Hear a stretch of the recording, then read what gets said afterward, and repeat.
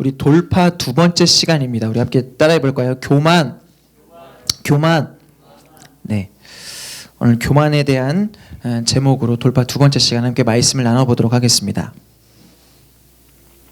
여러분, 예언자들이 하나님의 말씀을 선포할 때에는 그 선포하는 방식이 크게 두 가지가 있습니다. 몇 가지요? 두 가지가 있는데요. 첫 번째는 이렇게 말로 하는, 언어로 하는 언어적 방식, 언어적 방식이 있고요. 또 하나는 행동으로 보여주는 비언어적 방식이 있습니다. 여러분, 언어적 방식은요, 귀로 듣는 설교예요. 지금처럼 귀로 듣는 설교. 그리고 비언어적 방식은 행동으로 보여주니까 이것은 눈으로 보는 설교가 되겠죠. 그런데 여러분, 귀로 듣는 건요, 바로바로 이해가 돼요. 들으니까 이런 거구나, 설명을 하니까. 그런데 눈으로 보는 건요, 바로바로 이해가 안 될 때도 있어요. 왜냐하면 어떤 행동을 했는데 그 행동이 이해가 되지 않을 때가 있잖아요. 이렇게 눈으로 보는 설교, 이런 행동으로 하는 설교는요, 반드시 해석이 있거나 누군가가 설명을 해줘야지만 그 설교에 대해서 이해를 할 수 있어요. 여러분, 이해되세요? 지금 제가 귀로 듣는 설교 하는 거예요. 눈으로 보는 설교 아니고. 귀로 듣는 설교는 그냥 들음으로써 이해가 되고, 눈으로 보는 상징적인 행동이 있는 설교는 누군가 설명을 해줘야 더 쉽게 이해할 수 있다는 거예요. 여러분, 오늘 우리가 함께 읽은 이 예레미야 13장 1절부터 17절까지의 내용은, 1절부터 7절까지의 내용은 예레미야에서 나오는 첫 번째 상징적 행동, 눈으로 보는 설교가 1절부터 7절까지예요. 그리고 그 이후에 8절부터 11절까지는 그 상징적 행동에 대한 하나님의 설명이 8절부터 11절까지입니다. 여러분, 이해되셨죠? 1절부터 7절까지는 상징적 행동이고, 그 다음에 8절부터 11절까지는 거기에 대한 부연 설명이다. 하나님께서 설명하시는 거다라는 내용입니다. 그럼 먼저 오늘 1절부터 7절까지의 내용을 함께 좀 살펴보도록 하겠습니다. 오늘 1절부터 7절까지에 기록되어 있는 눈으로 보는 설교에 대한 내용은 무엇인가? 여러분, 1절 말씀을 우리 함께 읽어볼까요? 예레미야 13장 1절입니다. 시작. 여호와께서 내게 이렇게 말씀하셨다. 너는 가서 배허리띠를 사서 내 허리에 두르고 물에 넣지 마라. 아멘. 여러분, 하나님께서요, 예레미야에게 명령을 하시는데요. 뭐라고 명령하십니까? 배허리띠를 사서 허리에 두르고 물에 넣지 말라라고 말씀하세요. 여러분, 여기서 배허리띠가 뭔지 아십니까? 배허리띠는요, 여기서 배는요, 제사장들이 입는 세마포, 그 당시에 세마포라는 옷을 입었는데 그 세마포의 주요 재료가 바로 이 배였어요. 그래서 여기서 이야기하는 배허리띠는 뭐냐면, 제사장들이 입는 그 세마포를 두르는 그 띠가 바로 이 배허리띠예요. 그런데 하나님께서 예레미야에게 뭐라고 말씀하십니까? 이 배허리띠를 사서 허리에 두르라고 말씀하십니다. 그래서 이 예레미야는 하나님의 말씀에 순종해서 이 배허리띠를 새로 사갖고요, 자신의 허리에 두릅니다. 그리고 하나님께서 다시 예레미야에게 말씀하십니다. 우리 4절 말씀, 두 번째로 명령하시는 장면인데요. 4절 말씀을 함께 읽어보도록 하겠습니다. 시작.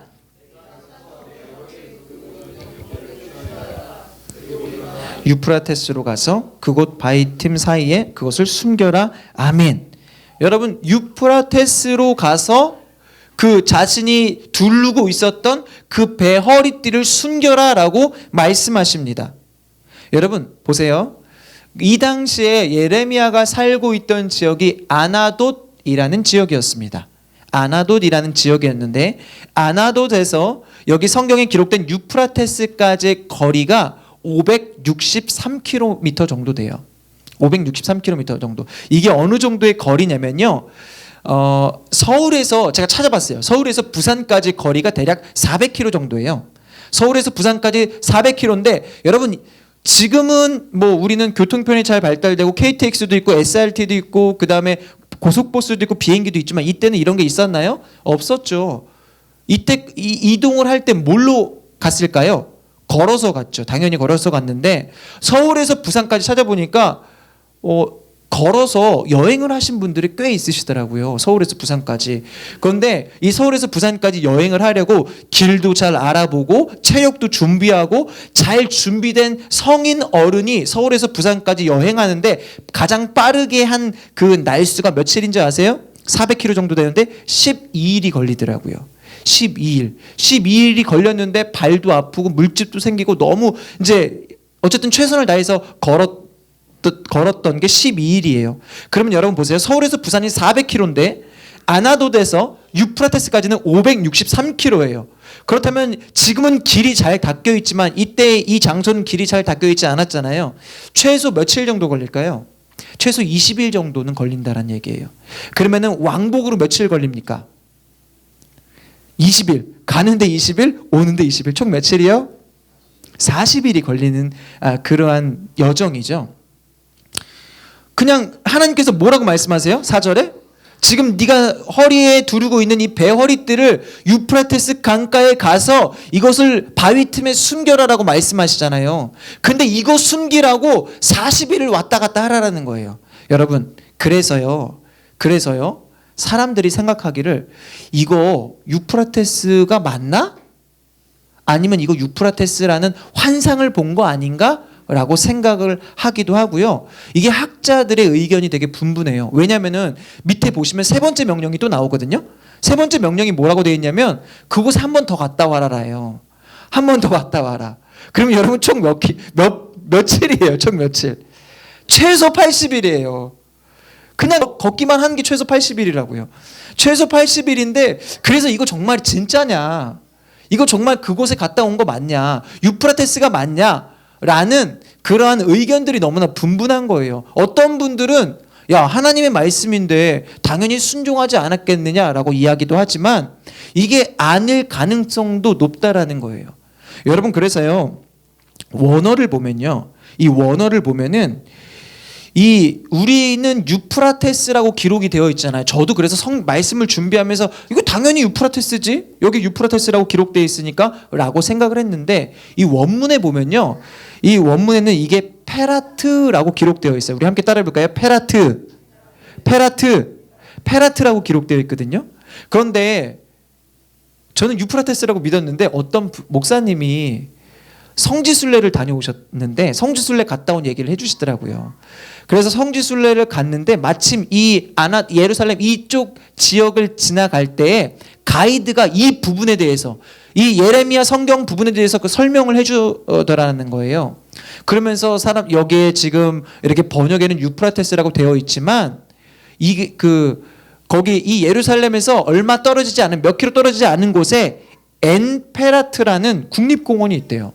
엔페라트라는 계곡이 있다라는 거예요. 그래서 여기가 이 예레미야에서 나오는 그 지역이 유프라테스가 아니라 여기다라고 가이드가 설명을 해줬다라는 거예요. 페라트라는 그 국립공원이 있는데 거기다 몇 킬로 떨어지지 않은 곳 아마도 여기일 것이다라고 설명을 해줬다라는 거예요. 여러분 어찌 됐건 간에 그곳이 멀건 좀 짧건 간에 아무튼 이 예레미야는 그런 하나님의 말씀에 순종해서 자신이 두르고 있던 이 배허리띠를 그 강가에다가 숨겨둡니다. 그리고 이제 하나님이 이 예레미야에게 나타나셔서 한 번 더 이제 말씀을 하세요. 한 번 더 말씀하시는데 그 말씀을 우리가 한번 읽어보도록 하겠습니다. 6절 7절이에요. 6절 7절 우리 함께 읽겠습니다. 시작. 여러 날 후 여호와께서 내게 말씀하셨다. 일어나 유프라테스로 가서 내가 내게 그곳에 숨겨두라고 명령했던 허리띠를 그곳에서 가져와라. 그래서 내가 유프라테스로 가서 허리띠를 숨겼던 곳을 파내 허리띠를 찾았다. 그러나 이제 그 허리띠는 썩어서 완전히 쓸모없게 됐다. 아멘. 예, 하나님께서 세 번째 명령을 하시는데 이제 뭐라고 말씀하시냐면 이제 그 허리띠를 가져오라라고 말씀을 하시는 거예요. 예, 여러분 이번에도 예레미야는 순종을 합니다. 순종을 해서 이제 하나님 말씀하신 대로 그 허리띠를 가지고 오는데 7절에 보니까 판에서 가져왔다, 판에서 찾았다라고 했잖아요. 아마도 이 예레미야는 그것을 땅 속에 이렇게 좀 숨겨두었던 것 같아요. 그런데 여러분, 이것을 꺼냈을 때 어떤 일이 일어납니까? 그 허리띠가 어떻게 됐다고요? 7절에 뭐라고 기록되어 있습니까? 완전히 쓸모없게 돼, 완전히 썩어져 버렸다라는 거예요. 완전히 썩어져 버렸다. 이 배 허리띠가 원래는 새 거였잖아요. 새로 산 허리띠였잖아요. 그런데 이게 완전히 썩어져 버렸다라는 거예요. 더 이상 사용할 수 없게 되었다라는 거예요. 여러분, 그런데요, 여기에서 이 배 허리띠가 가지고 있는 두 가지 중요한 의미가 있습니다.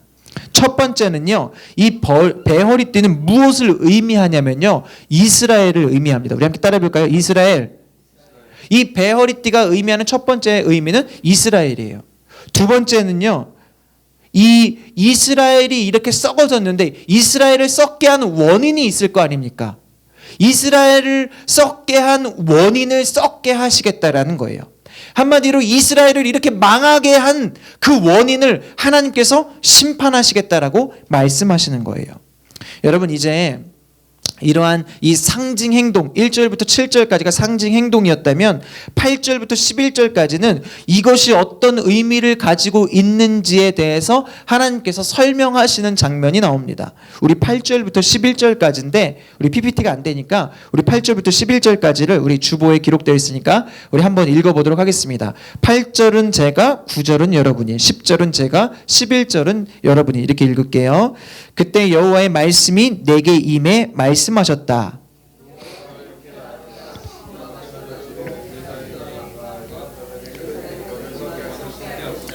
이 악한 백성이 내 말 듣기를 거부하고 자기들의 마음의 완고함을 따르며 다른 신들을 추종해 그것들을 섬기고 경배했으니 그들이 완전히 쓸모없게 된 허리띠와 같이 될 것이다.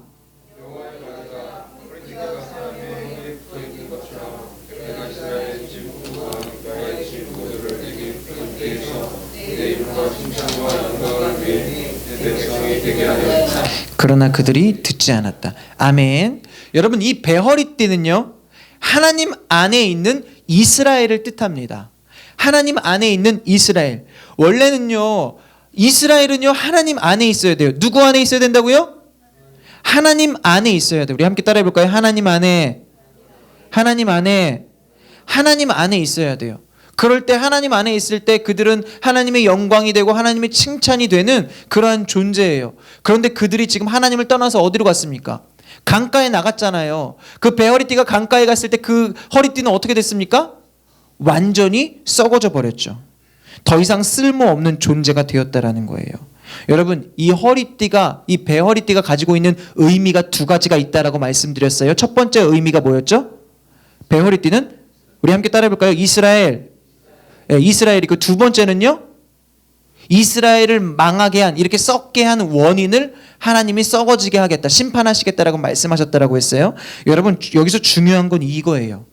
그렇다면 이 이스라엘을 썩게 한 원인이 무엇이냐? 이스라엘을 썩게 한 원인이 무엇이냐? 우리 9절과 10절이에요. 우리 9절과 10절 함께 읽었는데, 우리 9절과 10절, 오늘의 가장 핵심이 되는 메시지가 바로 9절과 10절이거든요. 이 9절과 10절을 우리 한 목소리로 읽겠습니다. 시작. 여호와가 이렇게 말한다. 이와 마찬가지로 내가 유다의 교만과 예루살렘의 큰 교만을 썩게 할 것이다. 이 악한 백성이 내 말 듣기를 거부하고 자기들의 마음의 완고함을 따르며 다른 신들을 추종해 그것들을 섬기고 경배했으니 그들이 완전히 쓸모없게 된 허리띠와 같이 될 것이다. 아멘. 여러분, 이스라엘이 망한 원인이 여기 있어요. 이스라엘이 망한 원인이 여기 있다고요. 여러분, 저와 여러분이 주목해야 될 메시지가 바로 이 9절과 10절이에요. 왜요? 지금 이스라엘과 우리가 별반 다르지 않거든요. 이스라엘 백성들과 우리의 모습이 별반 다르지 않아요. 여러분, 우리도 이 말씀에 집중하지 않으면 우리도 이렇게 썩어져 버리게 된다라는 거예요. 아멘? 여러분, 그러므로 9절과 10절을 우리가 잘 보아야 되는데, 여러분 보십시오. 9절에서 이스라엘이 멸망하게 된 원인이 뭡니까? 9절에서 이스라엘이 멸망하게 된 원인이 뭐예요? 한번 보세요. 멸망하게 된 원인이 뭡니까? 우리 함께 따라해 볼까요? 교만. 교만. 예, 그리고 10절에 이스라엘이 멸망하게 된 원인이 뭐예요? 따라해 봅시다. 우상. 우상. 그들이 망했는데 하나님의 백성인 이스라엘이 망했는데 그들이 망하게 된 이유가 바로 교만과 우상 때문이다라는 거예요. 여러분, 우리가 주의해서 집중해서 이 교만과 우상에 대해서 보아야 합니다. 왜냐하면 아무리 하나님의 백성이라고 해도, 아무리 지금 이 시간 이 자리에 나와 예배드리고 있다고 해도 우리 안에 교만이 있다면, 우리 안에 우상이 있다면 우리도 이렇게 썩어질 수밖에 없고 심판받을 수밖에 없고 우리도 망할 수밖에 없다라는 거예요. 예.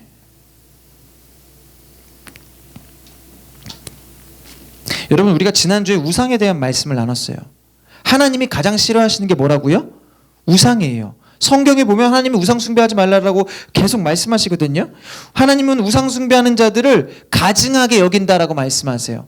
그런데 여러분, 이 가증하다라는 이 영어 성경에는 뭐라고 기록되어 있습니까? 영어에 뭐라고 표현되어 있습니까? 로우썸이라고 기록되어 있잖아요. 이 로우썸 뜻이 뭡니까? 역겹다, 혐오스럽다. 하나님은 우상 숭배하는 사람들을 역겨워하시고 혐오스러워하신다라는 거예요. 여러분, 그런데 오늘 말씀을 보니까 하나님은 우상 숭배하는 것처럼 싫어하시는 게 뭐라고요? 교만을 싫어하신다라는 거예요. 교만한 자들을 썩게 하실 것이다. 교만한 자들을 심판하실 것이다 라고 말씀하시는데, 여러분, 그만큼 우상 숭배만큼 하나님이 싫어하시는 게 교만이다라는 거예요. 우리 함께 따라 볼까요? 교만. 지금 안 따라하시는 분들 교만해서 안 따라하시는 건가요? 그 교만함을 하나님이 심판하신다니까요. 우리 다시 한번 따라할까요? 교만. 예, 여러분, 하나님은 이 교만에 대해서 반드시 심판하신다라는 거예요. 여러분, 그런데요, 오늘 말씀을 보니까 이 9절에 뭐라고 기록되어 있냐면요, 내가 유다의 교만과 예루살렘의 큰 교만을 썩게 할 것이다. 무슨 말이냐면요, 이 교만을 내가 반드시 심판하실 것이다 라고 말씀하시는 거예요. 여러분, 하나님의 백성인 이스라엘이 심판받는 이유가 뭐라고요? 교만하기 때문에 그렇다라는 거예요. 여러분, 교만이 뭔가요? 교만이 뭐예요, 여러분? 10절 말씀 함께 읽어볼까요? 10절 말씀 함께 읽겠습니다. 시작. 이 악한 백성이 내 말 듣기를 거부하고 자기들의 마음의 완고함을 따르며, 여기까지. 이 악한 백성이 내 말 듣기를 거부하고 자기들의 마음의 완고함을 따르며, 이게 바로 교만이에요. 하나님의 말씀을 듣지 않고 내 뜻대로 내 마음대로 행동하는 거예요. 난 내 멋대로 할 거야. 내가 원하는 대로 살 거야. 여러분, 이게 교만이에요. 하나님의 말씀을 듣지 않고 하나님의 말씀을 듣지 않는 게 교만이다라는 거예요. 여러분, 지금 아까 말씀드렸는데 지금 이 자리에 나와서 예배드리고 있다고, 예, 나는 교만하지 않다라고 느껴질 수 있거든요. 여러분, 그런데요, 아까 말씀드린 것처럼 이스라엘 백성과 우리가 별다를 게 없어요. 이스라엘 백성도요, 주일날, 그들 안식일날 회당에 가서 다 예배 드렸어요. 그리고 평일에는 그들도 성실하게 살았어요. 그들의 삶을 성실하게 열심히 살았다고요. 그런데 왜 하나님께서는 그들을 심판하신다라고 말씀하십니까? 왜요? 그들은 그러한 삶 가운데 하나님의 말씀을 듣기를 거부했기 때문에 그렇습니다. 여러분은 하나님의 말씀을 듣고 계세요? 여러분, 하나님 말씀 듣고 계세요? 하나님이 나한테 말씀 안 하시는데 라고 생각되어질 수 있잖아요. 여러분, 하나님이 여러분에게 말씀을 하시나요? 안 하시나요? 여러분, 하나님이 여러분에게 말씀하세요? 안 하세요? 하나님은 여러분에게 말씀하세요. 뭐라고 말씀하십니까? 뭐라고 말씀하세요? 하나님 말씀하시잖아요. 내 이웃을 내 몸과 같이 사랑하라. 하나님을 사랑하라. 내 형제를 사랑하고 내 친구를 사랑하고 연약한 자를 돌아보고 강한 자를 돌아보고, 그렇게 힘들어하는 자들에게 손 내밀고 안식일을 기억하고 기도하고 말씀 보고, 하나님이 여러분에게 말씀하시는데, 여러분, 우리가 그 말씀이 하나님의 말씀으로 받들지 않으니까 하나님이 나에게 말씀하시는 것 같지 않게 느껴지는 거예요. 우리가 몰라서 안 듣나요? 내가 하나님 말씀 듣기를 거부하고 있기 때문에 그렇다라는 거예요. 여러분, 그것을 오늘 성경은 교만이다라고 이야기합니다. 이 악한 백성이 내 말 듣기를 거부하고 자기들 마음의 완고함을 따르며. 여러분, 내가 하고 싶은 건요, 누가 말려도 다 해요. 내가 하고 싶은 건 누가 말려도 다 한다고요. 그런데 왜 여러분 하나님의 말씀 들으려고 하지 않으십니까? 왜 하나님의 말씀은 들으려고 하지도 않고 따르려고 하지도 않습니까? 여러분 그게 바로 교만이다라는 거예요. 그런데요, 그 교만은요 반드시 썩어질 것이고 하나님이 반드시 심판하신다라고 오늘 성경이 분명히 이야기하고 있습니다. 우리 잠언 16장 18절 말씀 함께 볼까요? 잠언 16장 18절 말씀 함께 읽겠습니다. 시작. 교만에는 멸망이 따르고 거만에는 몰락이 따른다. 여러분 교만하면 반드시 멸망합니다. 교만하면 반드시 심판받습니다. 하나님이 교만을 싫어하신다라는 거예요. 여러분 오늘 본문 15절과 17절에 보면요, 교만에 대한 경고가 나와요. 교만에 대한 경고. 그런데 15절과 17절에 교만이라고 우리 말에는 교만이라고 쓰여 있거든요. 그런데 이 원문에 보면요, 교만이라고 쓰이지 않고 각각 다른 언어들로 기록이 되어 있어요. 15절에 기록되어 있는 이 교만은요, 원래 원문에는 가바라고 쓰여 있습니다. 우리 함께 따라해 볼까요? 가바. 그리고 17절에는요, 이 교만이 개바라고 쓰여 있어요. 개바. 여러분 그리고요, 이 9절 우리가 함께 읽었던 이 9절 말씀에 보면요, 교만이라는 단어가 2번 나오거든요. 여기에서 나오는 교만은 가온이라고 쓰여 있어요. 함께 따라해 볼까요? 가온. 여러분 그런데요, 우리 말로는 다 교만이지만 여기서는 각각 쓰인 단어가 달라요. 다 다른 뜻으로 쓰여 있어요. 그런데 그 가온이나 개바나 가바나 다 다른 단어로 쓰여 있지만 그 단어들이 가지고 있는 공통점이 있습니다. 그 공통점이 뭔지 아십니까? 높이 올라간다라는 거예요.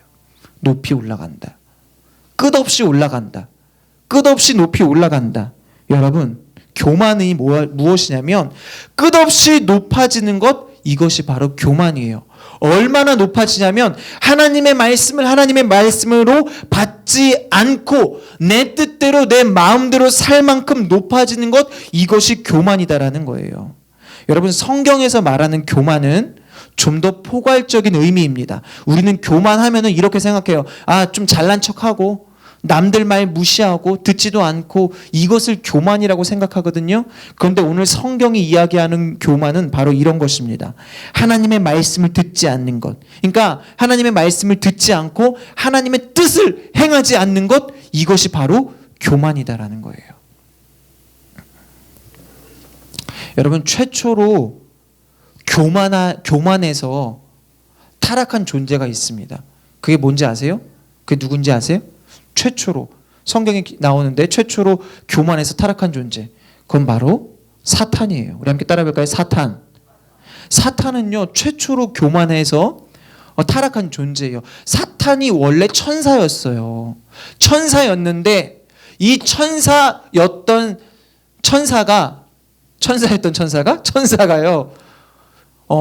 하나님보다 높아지고 싶은 거예요. 교만이 그에게 들어온 거예요. 그래서 이 천사적 존재였던 이 천사가 타락을 하게 됩니다. 타락하게 되고 무엇이 됩니까? 사탄이 되었어요. 여러분 교만이 이렇게 무서운 거예요. 교만은요 천사적 존재도 타락해서 사탄이 되게 하는 게 바로 교만이다라는 거예요. 교만은 사탄의 속성이에요. 교만은 그렇게 무서운 거예요. 우리는 이 교만하면 별거 아닌 거라고 생각하지만 교만은 이렇게 무서운 것입니다. 여러분 누가복음 15장에 보면요, 예수님께서 잃어버린 두 아들에 대한 비유를 설명하십니다. 여러분 우리가 알기로는, 우리에게 잘 알려진 이야기로는 탕자의 비유 다 아시죠? 돌아온 탕자. 그런데 이 비유의 이름이 잃어버린 두 아들의 비유인데요, 내용이 이래요. 한 아버지가 아들 둘이 있어요. 근데 이 아들 중에 둘째가 망난이야. 그래서 이 아들이 갑자기 아버지한테 가갖고 저에게 주실 재산을 미리 좀 땡겨 주십시오 라고 이야기를 합니다. 아주 버르장머리 없죠. 그런데 아빠가요 이를 허락해요. 그래 내가 내 재산을 줄게 라고 해서 아들이 아빠의 재산을 받습니다. 그 재산을 가지고 어디로 가냐면 이국으로 갑니다. 타국으로 가요. 해외로 가서 흥청망청 아주 그 돈을 다 써버립니다. 그리고 그 돈을 다 써요. 완전히 다 탕진을 해요. 그리고 그가 그지가 돼요. 여러분 그지가 되니까 먹을 게 없잖아요. 그래서 그가 결국 무엇을 먹게 되냐면 돼지의 쥐엄나무 열매를 먹게 됩니다.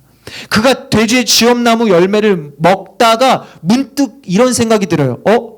우리 아버지 집에서는 하인들도 종들도 이거보단 잘 먹는데 내가 아버지 집에 가서 좀 종 좀 시켜달라고 해야 되겠다. 내가 종이라도 되어야 되겠다. 그럼 이거보다 잘 먹을 건데 라고 생각을 하고 아버지에게 돌아가기로 결정을 합니다. 그리고 그가 아버지에게 돌아가는데요, 그 멀리서 돌아온 이 둘째 아들을 보고 아버지가 어떻게 합니까? 이 아들을 혼내고 이단 옆차기로 그 아들을 징계합니까? 아니죠. 그 아들을 안아주고 그 아들을 되게 환영해주고 다시 자녀의 신분을 회복시켜 주세요. 그리고 이것을 기뻐해서 소를 잡고 잔치를 열어주거든요. 잔치를 열어주는데 그 모습을 누가 봅니까? 누가 봐요? 그 잔치의 모습, 잔치하는 거를 형이 보죠.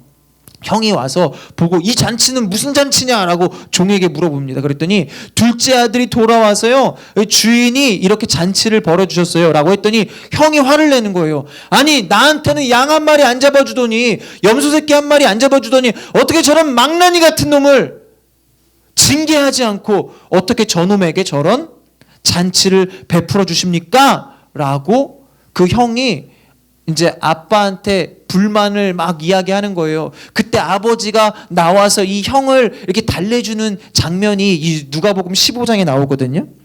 여러분, 그런데요, 이 잃어버린 두 아들의 비유에서요, 우리의 초점은 주로 누구한테 있습니까? 우리의 초점은 첫째 아들이에요, 둘째 아들이에요? 둘째 아들이에요. 이 돌아온 탕자라는 이 둘째 아들에게 우리의 관점이, 우리의 초점이 가 있어요. 왜 그럴까요? 왜 그럴까요? 여기에 있는 우리 모두가 다 둘째 아들 출신이기 때문에 그렇습니다. 여러분, 저와 여러분도 다 죄인이었잖아요. 다 망나니들이었잖아요. 하나님 없이 살아보겠다라고 했던 사람들이잖아요. 그런데 결국에는 이 자리에 나와서 예배드리는 것은 하나님께서 우리 가운데 은혜를 베풀어 주시고 그 은혜 가운데 나와서 둘째 아들처럼 하나님이 우리를 자녀 삼아 주셨기 때문에 이 자리에 나와서 예배를 드리는 거잖아요. 그렇게 우리가 다 둘째 아들 출신이기 때문에 이 이야기의 초점이 둘째 아들에게 맞춰져 있어요. 그런데요, 여러분, 예수님은요, 이 이야기를 말씀하시면서 둘째 아들뿐만 아니라 지금까지 전혀 문제를 한 번도 일으키지 않았던 첫째 아들 또한 잃어버린 아들이다라고 말씀하십니다. 여러분, 이해되세요? 여러분, 잘 듣고 계세요? 예? 첫째 아들 또한 잃어버린 아들이다라고 말씀하세요. 자, 여러분, 이 부분에 대해서 팀 켈러 목사님이 탕부 하나님이라는 책을 통해서 이렇게 말씀하십니다. 뭐라고 말씀하시냐면, 둘째 아들은 부도덕한 외부인. 둘째 아들은 부도덕한 외부인. 여러분, 이때 당시에 부도덕한 외부인들이 누가 있었을까요? 세리, 창녀, 가난하고 또 연약한 그런 소외된 계층들, 이 사람들이 부도덕한 외부인이었어요. 그렇다면은 이 첫째 아들과 같은 도덕적인 내부인들, 도덕적인 내부인들은 누가 있었을까요? 바로 바리새인, 서기관, 제사장들. 예수님은요, 이 설교를, 이 비유를 말씀하시면서 세리나 창녀들이나 이런 소외된 자들을 향해서 말씀하신 것이 아니라 이들뿐만 아니라 첫째 아들, 제사장이나 바리새인이나 이러한 이 민족의 지도자들을 향해서 말씀하셨다라는 거예요. 뭐라고 말씀하시냐면요, 그들은 눈멀고 편협해서 스스로 의로운 줄 알고 있으며 그로 인해서 자신의 영혼뿐만이 아니라 주변 사람들의 삶까지도 멸망에 빠뜨리고 있다 라고 팀 켈러 목사님이 탕부 하나님 책에서 기록하고 있습니다. 여러분, 당시 사회 지도층들이요, 지도층이라고 불리는 사람들이 바리새인, 서기관, 제사장들이었어요. 여러분, 바리새인, 서기관, 제사장들은 어디에 있는 사람들입니까? 회당 안에 있는 사람들, 성전 안에 있는 사람들, 교회 안에 있는 사람들이에요. 여러분, 우리가 주의해서 들어야 될 대목이 이거예요. 지금 저와 여러분은 어디에 있는 사람들입니까? 교회 안에 있는 사람들이거든요. 교회 안에만 있으면 다가 아니라는 거예요. 이곳에 와서도요, 신앙생활 하면서, 교회 안에서도 신앙생활 하면서 나의 의를 위해서 신앙생활 하는 사람이 얼마나 많습니까? 내가 이거 이만큼 했는데, 내가 이만큼 헌금했는데, 내가 이만큼 봉사하는데, 내가 이만큼 교회에 나왔는데, 남들이 알아주기를 바라고, 남들이 나 좀 이렇게 좀 높이 세워주기를 바라고. 여러분, 그런 자들을 향해서 오늘 예수님께서 말씀하시는 거예요. 그들은 도덕적, 도덕적인 그러한 편협함에 빠져 있어서 자기뿐만 아니라 다른 사람의 영혼까지도 멸망시키고 있다라는 거예요. 여러분 생각해 보십시오. 이 바리새인 서기관 제사장들, 이들이 속한 이스라엘 백성들은요, 사실은 연약하고 부족하고 보잘것없는 그러한 사람들이었어요. 이스라엘은 작고 작은 민족이었어요. 그런데 하나님께서 그들을 택하셔서 그들을 하나님 백성 되게 하신 것이거든요. 결국 하나님이 그들을 하나님의 백성으로 삼으신 이유가 뭔가요? 하나님이 이스라엘 백성을 하나님의 백성으로 삼으신 이유가 뭔가? 우리 11절 말씀 함께 읽어볼게요. 11절 말씀. 11절 말씀 함께 읽겠습니다. 시작. 여호와의 말이다. 허리띠가 사람의 허리에 붙어 있는 것처럼 내가 이스라엘의 집 모두와 유다의 집 모두를 내게 붙어 있게 해서 내 이름과 칭찬과 영광을 위해 내 백성이 되게 하려 했다. 그러나 그들이 듣지 않았다. 아멘. 여러분, 하나님께서 이스라엘 백성을 선택하신 이유는 그들이 내 안에 있어서 그들이 내 이름과 칭찬과 영광을 위해 내 백성이 되게 했다라는 거예요. 하나님이 얼마나 위대하신 분이신지, 하나님이 얼마나 높으신 분이신지를 이스라엘 백성을 통해서 보여지기를 원하셨어요. 여러분, 그것이 바로 이스라엘 백성의 사명이었습니다. 이스라엘 백성의 사명은 이거예요. 하나님은 이스라엘 백성들을 통해서 하나님의 백성이, 하나님 안에 있는 백성이 얼마나 존귀하고 아름다운지, 하나님이 얼마나 위대하신 하나님이신지를 그 백성들을 통해 나타내기를 원하셨다라는 거예요. 이스라엘 백성들이 작고 연약한 민족이지만 하나님께 붙들려 있으니까 이 백성은 감히 누가 어떻게 할 수 없는 백성인 거야. 그거를 드러내기를 원하셨다라는 거예요.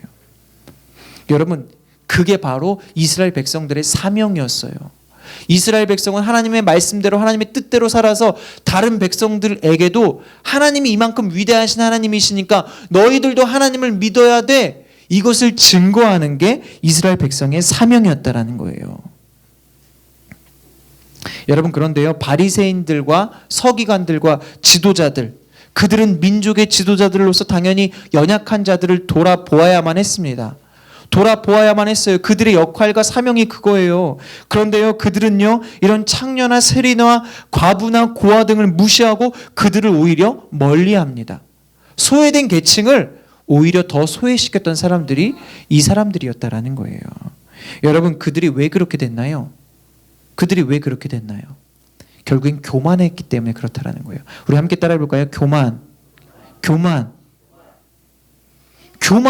하나님의 말씀을 하나님의 말씀으로 듣지 않았기 때문에 이렇게 되었다라는 거예요. 여러분, 교만하면 망한다라고 했잖아요.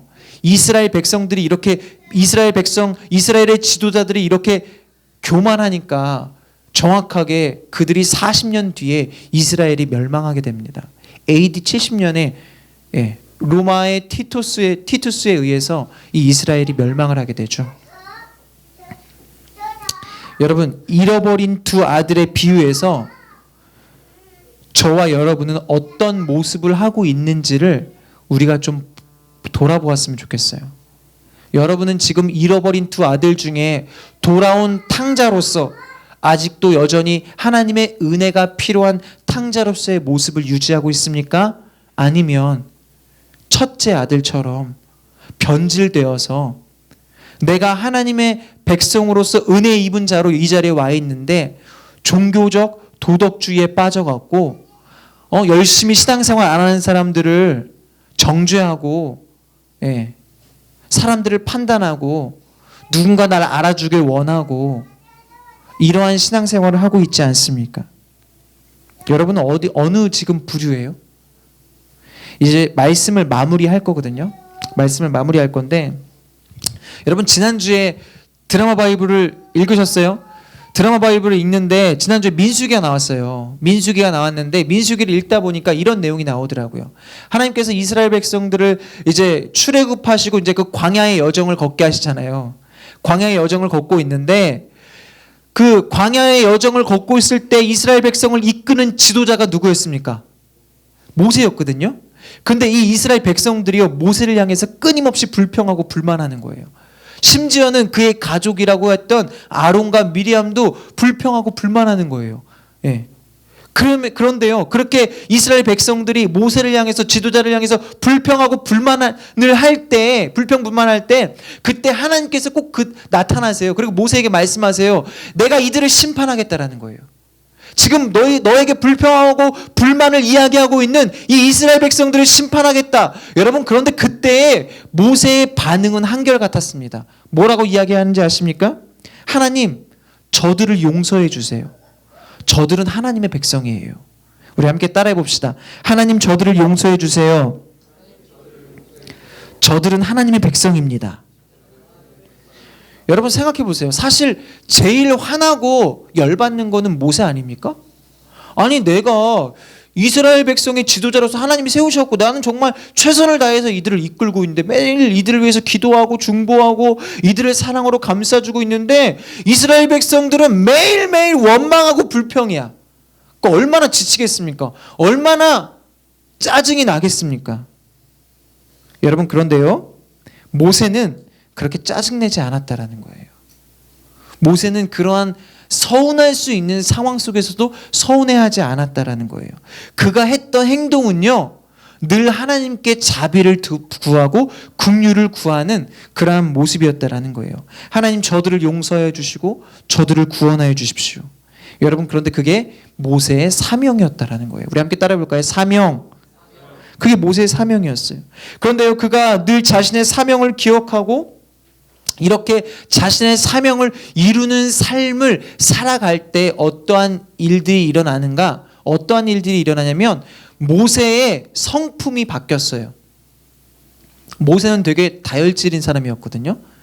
그 애굽에 있을 때 자기 화나게 한다고 사람을 돌로 쳐 죽였던 사람이 모세였어요.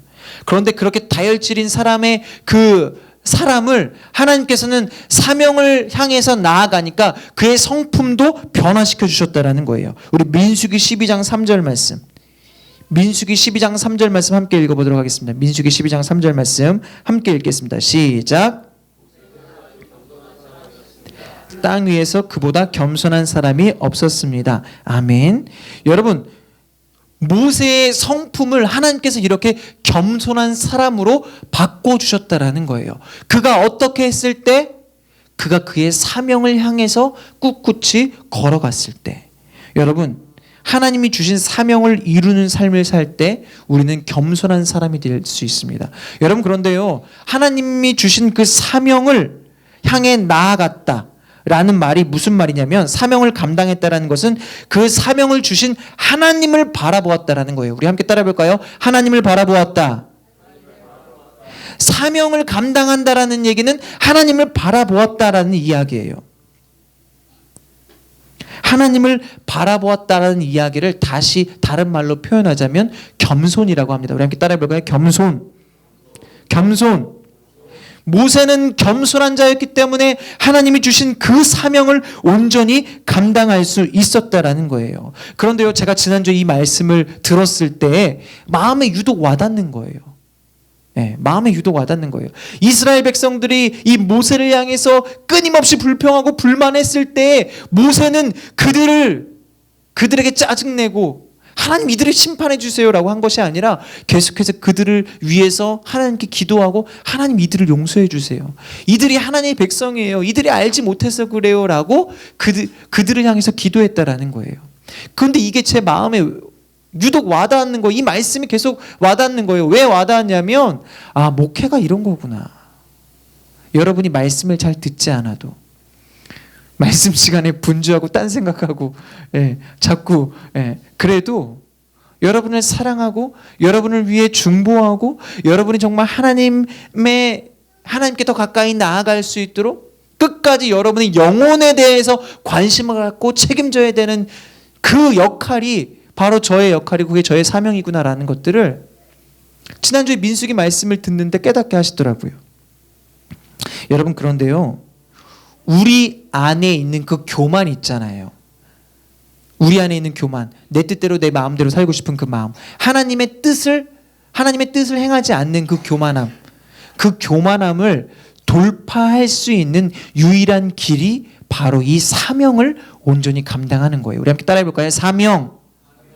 사명을 감당하는 것은 누구를 바라보아야지 감당할 수 있다고요? 하나님을 바라보아야지 감당할 수 있다라는 거예요. 하나님을 바라본다라는 것을 다른 이야기로 하면 겸손이라고 해요. 겸손한 자가 하나님이 주신 사명을 온전히 감당할 수 있고, 그 사명을 온전히 감당하며 나아갈 때 우리는 우리 안에 있는 교만함을 돌파할 수 있게 되는 것입니다. 아멘. 여러분, 우리 안에 있는 이 교만함을 돌파하기 위해선 우리에게 주신 사명을 기억해야 합니다. 여러분, 이스라엘이 모세에게 반역할 때 하나님이 그들을 심판하려고 하셨어요. 그런데 모세는 정말 그들을 심판해 주세요라고 이야기한 것이 아니라 하나님 그들을 용서해 주세요라고 이야기합니다.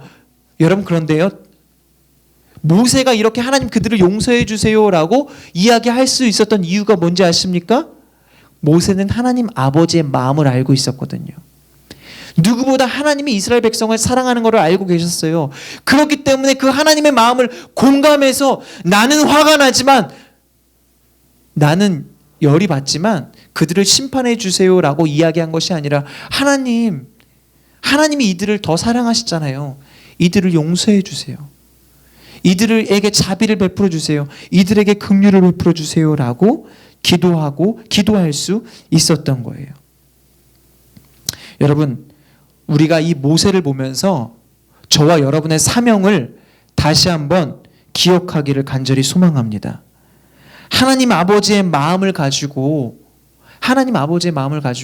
우리가 지금 이 자리에 교회에 나와서 예배를 드리고 있는데, 여러분, 비록 우리의 상황은요 정말 안 좋은 상황일 수 있어요. 우리의 상황은요 좋지 않은 상황일 수 있습니다. 문제투성일 수 있습니다. 그러나 여러분, 그 상황을 바라보지 마시고 하나님 아버지를 바라보시라고요. 하나님 아버지가 저와 여러분을 오늘 선택하셔서 오늘 이 자리에 나와서 예배드리게 하신 그 이유들을, 우리를 불러주시고 우리를 이끌어주신 그 하나님을 바라보자라는 거예요. 우리 상황을 보고 우리의 여건을 보면 우리는 거기에 빠져들 수밖에 없어요. 그러나 우리가 하나님을 바라볼 때 우리는 우리에게 맡겨주신 그 사명을 온전히 감당하게 될 줄 믿습니다. 여러분, 세상을 향한, 그리고 여러분이 속해 있는 이 공동체를 향한 저와 여러분의 사명을 다시 한번 기억해야 돼요. 저와 여러분의 사명이 무엇입니까? 여러분, 저와 여러분의 사명이 뭐예요? 우리들의 일상 속에서 세워가는 하나님 나라예요. 우리 함께 따라해 볼까요? 하나님 나라. 저와 여러분의 삶 속에서 세워가는 하나님 나라, 이것이 바로 하나님께서 우리에게 주신 그 사명이다라는 거예요. 여러분을 통해서, 여기 있는 여러분 한 사람 한 사람을 통해서 여러분의 가정 가운데, 직장 가운데, 여러분이 속해 있는 그 공동체 가운데 하나님의 나라를 세우시기를 원하는 것, 그것이 바로 하나님 나라를 세우는 것, 그것이 바로 하나님이 저와 여러분에게 주신 사명이다라는 거예요. 그 사명을 기억하시고 그 사명을 온전히 감당해 나가는 저와 여러분이 되기를 소망합니다. 아멘. 우리가 그 사명을 기억하고 온전히 그 사명을 감당하기로 결정하고 그 사명을 향해 나아갈 때, 여러분, 우리 안에 있는 교만들이 돌파될 뿐만 아니라 그러한 주님의 역사들이 실제적으로 우리 가운데 이루어진다라는 거예요. 어떤 일들이 일어납니까? 우리가 하나님 나라를 우리 공동체 가운데 세워나갈 때 우리 안에 하나님 나라의 교제가 있는 거예요. 우리 안에 하나님 역사가 일어나는 거예요. 우리 안에 하나님의 능력이 있고, 하나님의 그 능력으로 말미암아 우리 안에 있는 모든 거짓들이 돌파되고, 질병들이 돌파되고, 영적인 문제들이 돌파되고, 여러분의 마음 가운데 있는 그 문제들이 돌파되는 거예요. 누구의 이름으로? 예수 그리스도의 이름으로. 누구의 능력으로? 하나님의 능력으로. 여러분, 그것이 사명을 향해 나아가는 자들이 경험하는 하나님의 놀라운 능력이에요. 하나님의 놀라운 역사예요. 그런 하나님의 능력도 없이, 우리가 사명을 감당하고자 하는 그러한 겸손한 마음도 없이 우리가 어떻게 하나님을 경험할 수 있습니까? 그냥 지루할 뿐이죠. 그냥 내 삶이 고달플 뿐이죠. 그냥 내 삶이 아프고 힘들 뿐이죠. 그냥 내 상황이 원망스러울 뿐이죠. 사명을 감당하지 않기 때문에 그렇습니다. 여러분, 우리에게 주신 사명을 기억합시다. 여러분, 옆 사람에게 이야기할까요? 내게 주신 사명을 기억합니다. 시작. 내게 주신 사명을 기억합니다. 하나님이 저와 여러분에게 주신 그 사명을 저와 여러분이 기억하고 그 사명을 향한 삶을 살아갈 때 우리 안에 있는 교만은 돌파된다라는 거예요. 그 교만은 돌파될 뿐만 아니라 하나님 주신 그 사명으로 말미암아 하나님이 저와 여러분을 통해 이루고자 하신 그 뜻들이 온전히 이루어지게 될 줄 믿습니다. 여러분, 오늘 말씀을 이렇게 마무리할 건데요. 하나님이 우리에게 주신 이 사명들을 기억해서 하나님의 뜻을 온전히 이루어 드릴 수 있는 귀한 믿음의 성도님들이 되시기를 예수님의 이름으로 간절히 축복합니다. 아멘. 하나님이 주신 그 사명들을 온전히 감당해 나갈 때 우리 안에 있는 교만들은 돌파될 것이고 정말 나의 삶 가운데 하나님의 역사와 뜻이 아름답게 이루어질 것입니다. 그러한 하나님의 역사를 저와 여러분이 함께 경험하게 되시기를 예수님의 이름으로 간절히 소망합니다. 아멘.